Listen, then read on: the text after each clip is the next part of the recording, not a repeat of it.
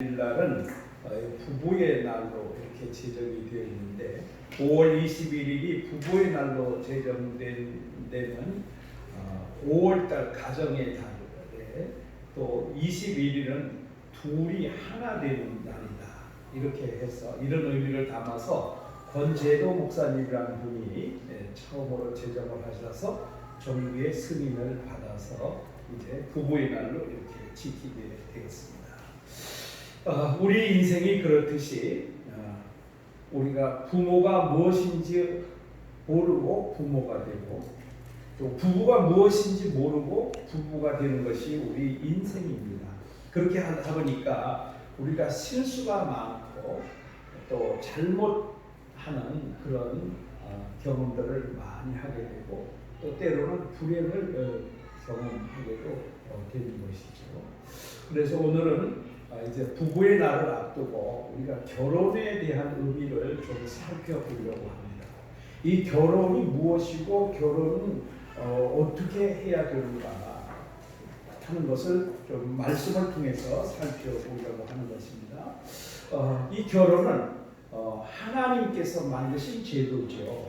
하나님께서 아담과 하와를 만드시고 그래서 그 둘을 하나님이 이끌어서 결혼을 시키시고 그 결혼의 주례도 하나님이 쓰셨죠. 그래서 이제 부부가 되게 하셔서 그래서 에덴 동산에다 두시고 그 에덴 동산을 경작하고 관리하고 또 하나님을 예배하는 그런 삶을 살도록 가정을 이루어 주신, 다시 말하면 하나님께서 그 가정을 통해서 결혼을 통해서 가정을 만드시고 가정을 통해서 교회를 세우셨다 하는 것을 말씀을 해주고 있습니다. 그런데 오늘 우리가 좀 오해를 하고 있거나 바르게 알지 못하는 그런 부분들이 좀 있는데요. 오늘 말씀에 보면은 18절 말씀 봅니다. 여호와 하나님이 이르시되 사람이 혼자 사는 것이 좋지 아니하니 내가 그를 위하여 돕는 배필을 지으리라. 또 우리가 이전 성경에 보면은 사람이 독처하는 것이 홀로 독자죠. 독처 혼자 사는 것이 좋지 아니하니 그랬습니다. 그러면 우리가 좀 여기에 대해서 좀 오해가 많이 있거든요. 왜냐하면 하나님께서 창세기 31장에 뭐라고 했습니까? 하나님이 지으신 그 모든 것을 보시니 보시기에 심히 좋았더라. 저녁이 되고 아침이 되니 이는 여섯째 날이니라. 하나님께서 여섯째 날 다 사람까지 창조를 하셨죠. 그리고 하나님이 보시기에 심히 좋았더라. 좋았더라는 말이 뭐예요? 토부라는 말이죠. 보시기에 심히 좋았더라. 가장 완벽한 표현이죠. 가장 완벽하게 창조되었다는 거예요. 그런데 오늘 여기서 보니까 18절에 2장 18절에 보니까 홀로 독처한 것이 아담이 혼자 사는 것이 보시기에 좋지 아니하여서 하와를 만드셨다. 이렇게 이해하기가 쉽거든요. 그럼 하나님이 이 앞에 창조하신 것이 완전한 창조가 아닌 것처럼 느껴지기가 쉬운데요. 그렇지 않습니다. 이미 창세기 1장 27절에 하나님이 자기 형상 곧 하나님의 형상대로 사람을 창조하시되 남자와 여자를 창조하시고 이미 하와를 창조하셨어요. 그러니까 창세기 31장 될 때 이미 하나님께서 아담과 하와를 다 창조하셨다는 얘기입니다.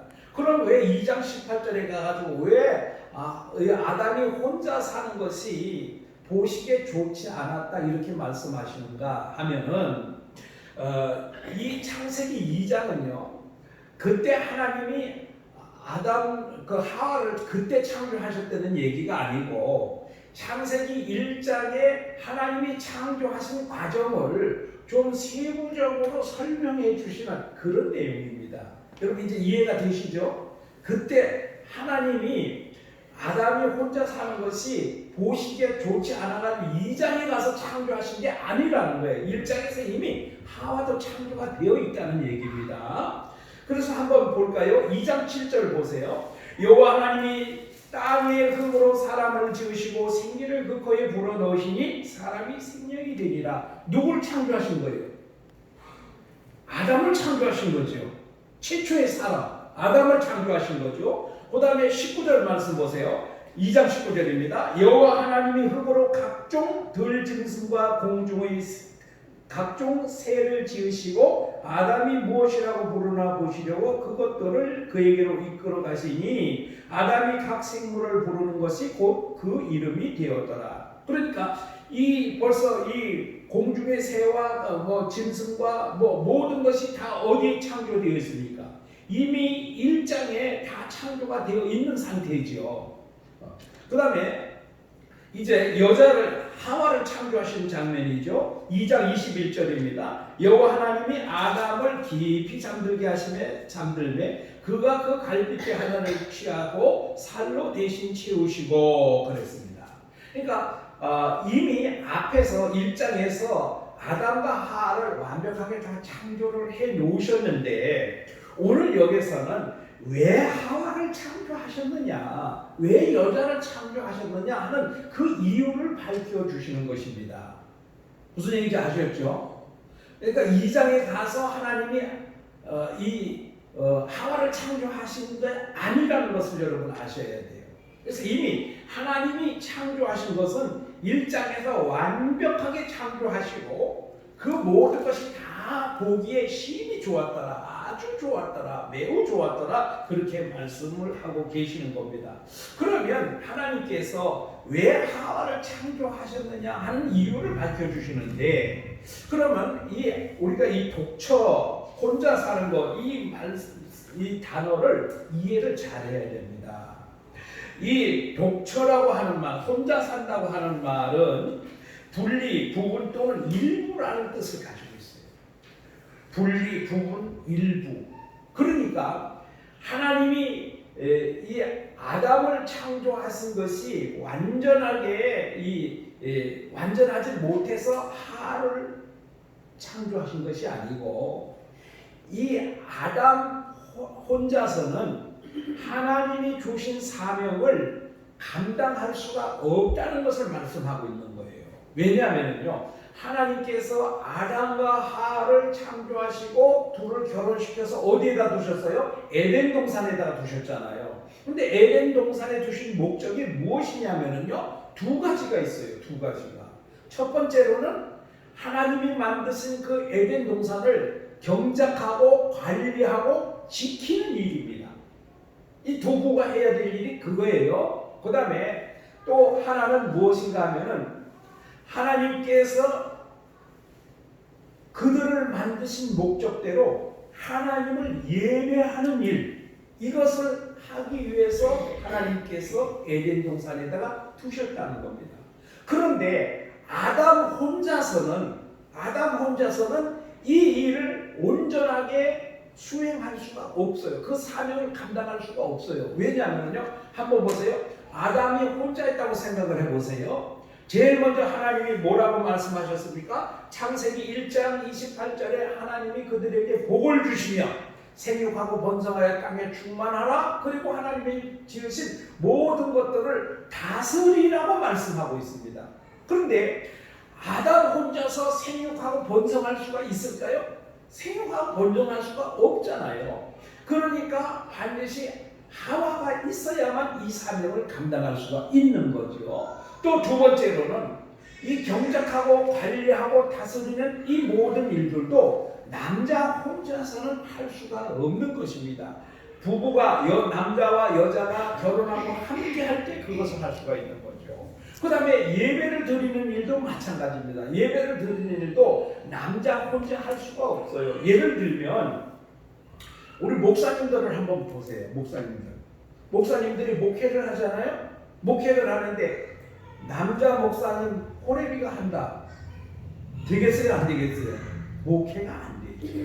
목회가 될 수가 없어요. 그래서 교회에서 목사 안수를 줄 때요, 총각은 목사 안수를 안 줘요. 결혼을 해야 목사 안수를 주는 겁니다. 그래야 교회를 세울 수가 있거든요. 그리고 또 한번 보세요. 혼자 나와서도, 여자 혼자 나와서도 예배 드릴 수 있고 남자 혼자 나와서도 예배를 드릴 수 있잖아요. 그런데 제일 처음에 하나님께서 부부를 만드신 목적이 뭐라고 했어요? 교회를 세우기 위함이라고 그랬잖아요. 물론 사람이 살다 보면 이렇게 배우자를 이렇게 먼저 보내는 경우도 있고 사별하는 경우도 있고 뭐 여러 가지 그런 사정이 발생하지만, 그러나 처음 출발할 때 가정이 구성되는 것은 무엇입니까? 부부와 남자와 여자가 결혼해서 부부가 되어야만 출발이 가능하잖아요. 그러니까 이 남자 혼자서는 도저히 하나님이 아담에게 주신 사명을 감당할 수가 없었다는 거죠. 그러니까 하나님께서 이미 혼자 독처하는 것이 보기가 좋지 않아서 그런 것이 아니고, 그 사명을 감당할 수 없는 것을 우리 하나님이 알고 계시기 때문에 이미 하와를 창조해 놓으신 그런 상태입니다. 그래서 결혼을 시키시고 가정을 세우고 교회를, 최초의 교회, 부부가 교회입니다. 가정이 교회입니다, 여러분. 그래서 교회를 세우셨다는 거예요. 그래서 여러분 에베소서에 가면, 에베소서는 뭐라고 그래요? 교회론이라고 그러잖아요. 에베소서는 교회에 관한 말씀입니다. 그런데 에베소서 5장에 가면 뭐가 나옵니까? 남편과 아내에 대해서 나오잖아요. 먼저 누구들에게 명령합니까? 아내들에게 권면하죠. 뭐라고 합니까? 아내들이요, 교회가 그리스도께 복종하듯이 남편에게 복종하라, 그렇게 말씀하죠. 그 다음에 남편들에게 권면합니다. 뭐라고 합니까? 남편들아, 자기 아내 사랑하기를 그리스도께서 누구를 사랑하듯이, 교회를 사랑하듯이 아내를 사랑하라. 그러니까 이 남편과 아내, 이것은 결혼은 교회를 세우는 일이다. 그런데 우리는 그냥 단순하게 남녀가 함께 결혼해서 사는 것이다, 여기에만 국한되니까 이 가정이 제대로 서가지를 못하는 거예요. 여기에 문제가 있다는 겁니다. 그러니까 저쪽 동네에 있는 분들은요, 이거를 전혀 알지를 못해요. 이 결혼의 신비, 결혼의 비밀을 전혀 알지를 못하는 거예요. 누가 결혼 제도를 만들었는지, 누가 어떻게 해서 결혼을 시켰는지, 그 결혼을 하는 목적이 무엇인지 이걸 전혀 알지 못하니까 어떻게 하냐면요, 자기 좋은 대로 결혼하고 자기 싫으면 헤어지고. 그러니까 오늘날 지금 이 가정이, 제대로 된 가정이 참 찾기 힘들잖아요. 그것이 바로 결혼이 무엇인지, 가정이 무엇인지, 부부가 무엇인지 이걸 제대로 알지 못하니까, 그 근원을 알지 못하니까 그런 거거든요. 그러니까 여러분, 오늘 우리는 어떻게 해야 돼요? 이 결혼은, 이 부부는 단순히 그냥 남자와 여자, 당신과 내가 결혼해서 그냥 부부가 돼서 산다, 이게 아닌 거예요. 당신과 나는 하나님이 교회를 세우셨다. 나를 통해서 교회를 세우셨다. 그럼 교회는 내버릴 수가 있어요? 없어요? 평생 내버릴 수가 없어요. 그러니까 하나님이 뭐라고 말씀하셨습니까? 하나님이 짝지어 주신 것을 누가 나누지 못한다고요? 사람이 나누지 못합니다. 이것을 나누는 일은 오직 주님밖에 할 수 없는 그런 일입니다. 그러니까 이 부부가, 결혼이, 교회가 얼마나 소중한가 하는 것을 알 수가 있는 거죠. 그래서 우리가 이 배필이라는 말, 돕는 자라는 말, 이런 말들을 굉장히 여자분들이 아주 손해 보는 것처럼 이렇게 생각하시는데요, 그렇지 않습니다. 결코 여자가 손해볼 그런 일이 아닙니다. 그렇다고 남자가 월등하고 우월한 거 절대 아닙니다. 절대로 여자가 없이는 뭐가 안 돼요? 결혼이 안 되잖아요. 결혼 성립이 안 되잖아요. 가정이 안 세워지잖아요. 교회가 안 세워지잖아요. 그런데 그냥 돕는 배필이라고 그러니까 그냥 옆에서 그냥 보조나 해주는 것처럼 이렇게 폄하하는 그런 생각들을 가지고 있는데, 그것은 절대 아니다. 내가 없으면 뭐가, 여자분들 오늘부터 자긍심을 가지세요. 내가 없으면 뭐가 안 돼요? 결혼이 안 돼요. 내가 없으면 뭐가 안 돼요? 부부가 안 돼요. 내가 없으면 뭐가 안 돼요? 교회가 안 세워지는 거예요. 교회가. 그러니까 우리 하나님이 남자와 여자 그 비중을, 남자는 월등하게 중요하고 여자는 뭐 좀 비하고, 그런 의도로 하나님이 하신 게 아니에요. 절대적으로 반드시 있어야 될 존재가 누구라고요? 여자예요, 여자. 아내라는 그런 것을 여러분 생각을 해야 됩니다. 여러분 펄버블의 그 대지 중에 이런 고백이 나옵니다. 아내의 장례를 마치고 돌아오는 왕농은 이런 고백을 합니다. 나는 그 무덤에 내 반평생을 묻은 셈이다. 나도 절반은 그 속에 묻힌 것이다. 이것이 뭡니까? 부부는 하나라는 것. 이것을 부부가 함께할 때 온전하다 하는 것을 보여주는 고백하는 그런 내용이죠. 그래서 자기 아내를 무덤에다가 묻고 돌아오면서 왕릉이 고백한 것이 나의 절반을 묻고 왔다.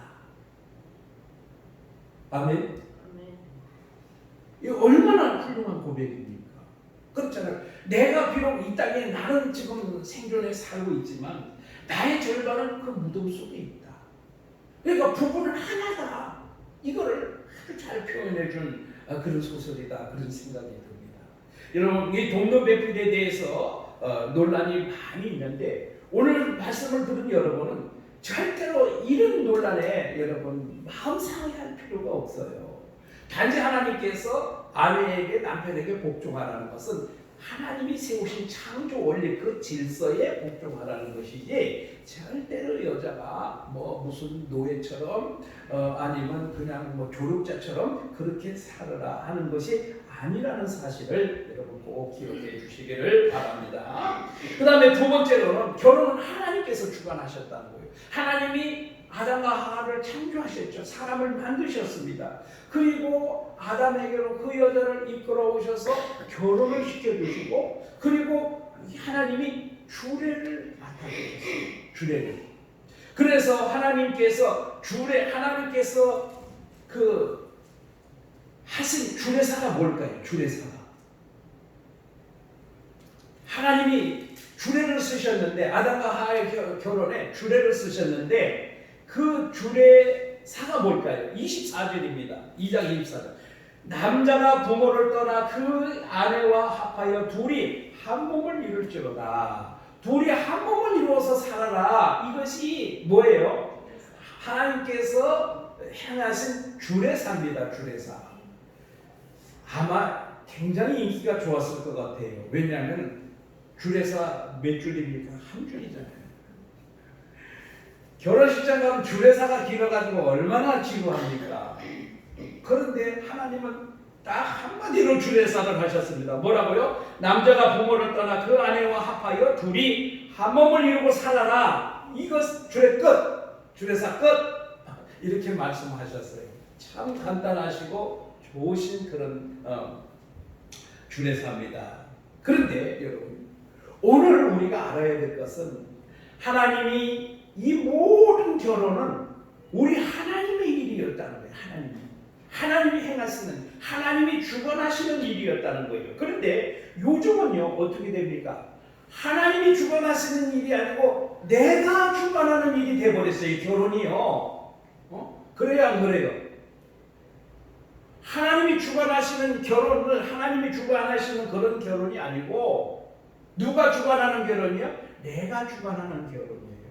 그래서 선택하는 것도 내가 좋으면 그만이고 때로는 뭐예요? 주례사도 없는 주례도 없는 그런 결혼식도 올리고 또 뭐 불신자와 결혼하지 말라 그랬는데 그것도 내가 좋으면 그만이고 뭐 결혼식장이나 뭐 결혼 날짜도 그냥 내가 좋으면 그것이고 이렇게 하고 있는데 사실은 하나님의 말씀을 면밀하게 살펴가지고 하나님이 그 의도하신 대로 결혼이 그대로 말씀을 따라 이루어지도록 진행되도록 하는 것이 내 결혼은 내가 하는 것이 아니고 우리 하나님이 아담과 하와를 결혼시키듯이 그렇게 하시는 것이다. 그런 의미를 가지고 진행을 해야 진정으로 행복한 결혼이 될 수 있다는 사실입니다. 그 다음에 세 번째로 결혼은 남자가 부모를 떠나는 것입니다. 그런데 한번 보세요. 결혼을 하면 누가 떠나요? 여자가 떠나요? 남자가 떠나요? 우리도 딸이 셋인데 벌써 둘은 떠나버렸어요. 남자가 떠나요? 여자가 떠나요? 여자가 떠나잖아요. 여자가 시집 간다고 그러잖아요. 시집 가버렸어요. 그런데 왜 성경은 남자가 부모를 떠나버렸을까? 이 말씀도 오해를 많이 하는데요. 이 말씀도 의미를 잘 새겨야 됩니다. 여러분, 우리나라도 가부장적인 그런 제도가 있죠. 유교도. 그런데 그 이스라엘 셈족이죠. 셈족은 우리나라보다 훨씬 더 가부장적입니다. 그래서 모든 것을 다 가장이 100% 권위를 가지고 주장을 합니다. 그런데 그 아버지 밑에 있을 때는, 결혼하기 전에는 그 아버지 권위에 절대적으로 복종해야 돼요. 경제적이나 모든 것 다 절대권을 다 아버지가 가지고 있어요. 그런데 이제 결혼을 했습니다. 결혼을 합니다. 그러면 그 분가를 해서 떠나라는 얘기가 아니고 이제 그 절대권자인 아버지로부터 독립이 된다는 얘기예요. 뭔 얘기냐면 이제 뭐예요? 새로운 가정을 꾸리게 됐잖아요. 그러니까 이제 그 아들도 뭐예요? 새로운 가정의 가장으로서의 책임과 역할을 다 해야 된다, 이런 뜻입니다. 그것이 부모로부터 떠나는 것입니다. 부모로부터 독립하는 것, 부모로부터 벗어나는 것, 그렇게 볼 수가 있어요. 그러니까 실제적으로 삶을 떠나는 것이 아니라, 그 생활 환경을 떠나는 것이 아니라, 부모를 모시지 않고 떠나가는 것이 아니라 새로운 자기 가정, 새롭게 만들어진 자기 가정의 모든 책임과 의무, 권한을 다 행사하는 그런 가장의 역할을 하라는 것을 말씀을 하고 있는 것입니다. 그 다음에 결혼은 남자가 아내와 연합하여 한 몸을 이루는 것이다. 그래서 우리가 생각할 때 어떻게 사람 몸이 둘인데 어떻게 한 몸이 될 수 있을까? 이런 의문을 많이 가지고 있죠. 그런데 여러분, 이 육체가 하나가 될 수는 없습니다. 이건 불가능한 얘기잖아요. 그렇잖아요.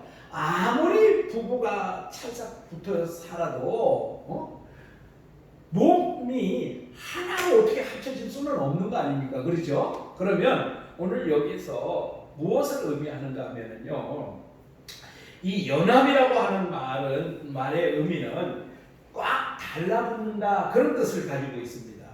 꽉 달라붙는다. 그래서 이 남편이 부모를 떠나서 아내에게 꽉 달라붙는 겁니다. 아내는 누구에게 꽉 달라붙는 거예요? 남편에게 꽉 달라붙는 거예요. 그래서 어쨌든 우리 하나님께서 원하시는 그러한 일들, 그러한 사명을 감당하고 또 교회가 되기 위해서 둘이 딱 달라붙는 거예요. 꽉 달라붙는 거예요. 그래서 아내가 따로 남편이 따로 이런 것이 아니라 아내가 남편이 연합해서 한 가지 일을 잘 감당하는 것을 말하는 거죠. 그래서 여러분, 그 포도나무 비유 아시죠? 포도나무 비유. 포도나무 가지는 어디에 꽉 달라붙어 있어야 돼요? 포도나무에 꽉 달라붙어 있어야 돼요. 그래야 살 수가 있는 거예요. 아멘? 네. 그 다음에 교회는 어디에 꽉 달라붙어 있어야 돼요? 하나님께 꽉 달라붙어 있어야 돼요. 성도는 어디에 달라붙어 있어야 돼요? 예수님께 꽉 달라붙어 있어야 돼요. 왜? 예수님이 교회의 머리니까. 성도는 예수님께 꽉 달라붙어 있어야 돼요. 남편은 어디에 꽉 달라붙어 있어야 돼요? 아내에게. 아내는 어디에 꽉 달라붙어 있어야 돼요? 남편에게 꽉 달라붙어 있어야 돼요. 그런데 여러분 어떻습니까? 이렇게 좀 거리가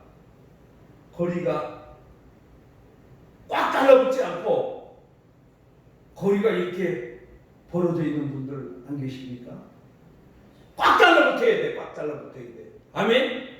그래서 바울 사도가 권면하는 말이 무엇입니까? 분방하지 말라 그랬어요. 분방하지 말라. 부부는 어떻게 해야 돼요? 꽉 달라붙어 있어야 돼요. 꽉 달라붙어 있어야 돼요. 이것이 부부간의 단순한 부부간의 관계를 나타내는 것이 아니라는 거예요.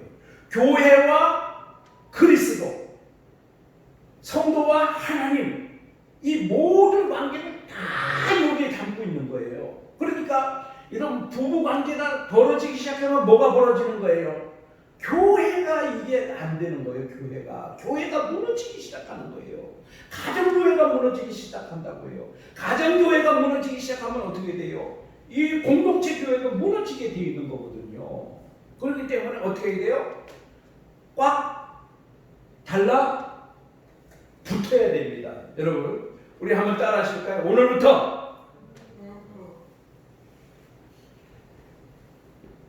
안 달라붙을래요? 달라붙기 싫어요? 그건 큰일 나는 거예요. 망가지는 거예요. 끝장나는 거예요. 뭐 누구 탓할 거 없어요. 어떻게 돼요? 수단과 방법을 가르치지 않고 달라붙어야 되는 거예요. 아멘? 그래야 생명이 유지되는 거예요. 그래야 생명이. 죽고 싶은 분은 벌어지세요.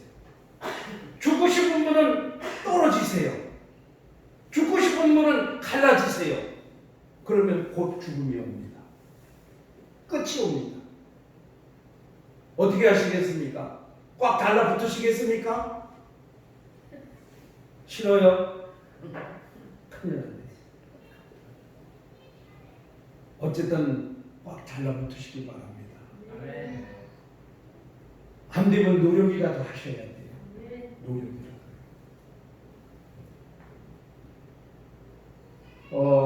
이 부부가 처음에는 사랑한다고 결혼했지만 조금 지나면 평생 왼수가 되죠. 그런데 죽음을 맞이하면요, 죽음을 맞이하면 그것이 다 후회고 그것이 다 슬픔으로 변합니다. 그러니까 유행가 가사 중에 뭐라고 그래요? 있을 때 잘해. 그런 유행가 가사가 있잖아요. 내 마음이 어떠냐에 따라서 원수가 될 수도 있고요, 사랑하는 사람이 될 수도 있어요. 내 마음을 성령 하나님께서 붙잡아 주시고 교회로 세워주시면은요, 내 반쪽인 상대방이 불쌍하게 생각될 수 있어요. 그런데 아직도 원수라는 것은 무엇입니까? 내 마음이 하나님의 마음으로 감동되지 않았다는 얘기죠. 그러니까 나는 잘하려고 그러는데 그 왼수가 안 돼. 그 왼수 때문에 안 돼. 아니에요. 누구 때문에 안 돼요? 내 마음 때문에 안 되는 거예요. 내 마음 때문에. 우리 하나님은 이 죽음 외에는 갈라놓을 수가 없다고 말씀하셨는데 왜 자꾸 우리는 이렇게 갈라지고 있습니까? 진정 내가 하나님 믿는 사람인지, 지금 내가 진정 성령 받은 사람인지 생각해 보면요, 하나님께서 그 마음을 일깨워 주실 거예요. 사도 바울은 뭐라고 말했습니까? 성령이 하나 되게 하신 것을 어떻게 하라고요? 힘써 지키라 했습니다. 힘써 지키라. 그냥 되는 것이 아니고 힘써 지키라고 했습니다. 힘써 지키면 하나님께서 역사해 주실 줄로 믿습니다. 그렇다면 오늘 우리가 이제 결혼에 대해서 이제 살펴봤습니다. 이제 대략 결혼이 무엇인지 여러분 아시겠죠? 그러면 여러분, 우리는 하나님께서 의도하신 대로 결혼 생활을 하고 있고 결혼을 하고 있는가? 그렇지 못하지요. 우리는 너무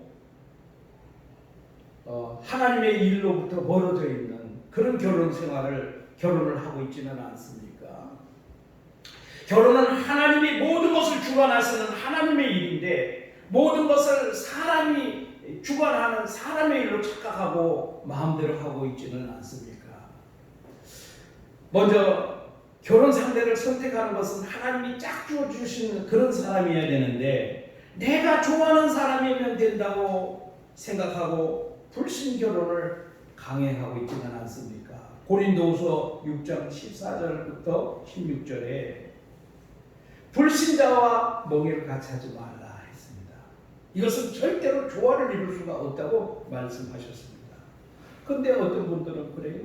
어떤 분들은 불신자와 결혼하지 마세요 그러니까 그 집에 선교사로 보내겠습니다. 선교사로 갔다 금방 오더라고요. 뭔 얘기인지 아시겠어요? 하나님이 아니라는 것을 내가 맞다고 웃게 되면요, 그거는 잘못될 수밖에 없어요. 불신 결혼.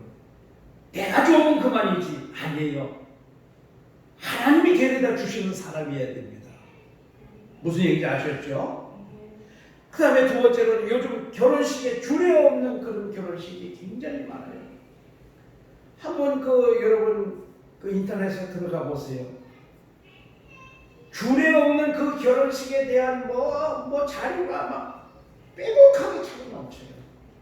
심지어는요, 교회 중직자들도요, 그렇게 하겠대요. 그런 결혼식 하겠대요, 자녀들을.